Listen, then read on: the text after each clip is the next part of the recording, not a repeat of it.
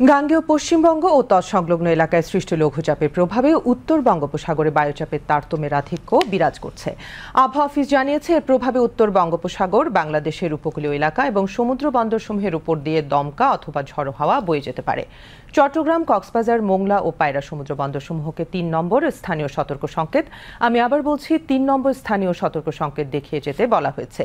উত্তর বঙ্গোপসাগরে অবস্থানরত সকল মাছ ধরার নৌকা ও ট্রলারসমূহকে পরবর্তী নির্দেশ না দেওয়া পর্যন্ত উপকূলের কাছাকাছি থেকে সাবধানে চলাচল করতে বলা হয়েছে।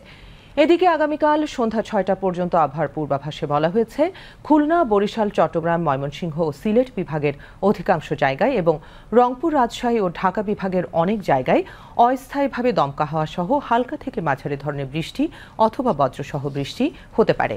এছাড়া খুলনা, বরিশাল, চট্টগ্রাম, ময়মনসিংহ ও সিলেট বিভাগের কোথাও কোথাও মাঝারি ধরনের ভারী থেকে অতি ভারী বর্ষণ হতে পারে। সারা দেশের রাত এবং দিনের তাপমাত্রা প্রায় অপরিবর্তিত থাকতে পারে। আজ দেশের সর্বোচ্চ তাপমাত্রা রেকর্ড করা হয় শ্রীমঙ্গলে ৩৫.৮ ডিগ্রি সেলসিয়াস। রাজধানী ঢাকার সর্বোচ্চ তাপমাত্রা রেকর্ড করা হয় ৩১.৬ ডিগ্রি সেলসিয়াস।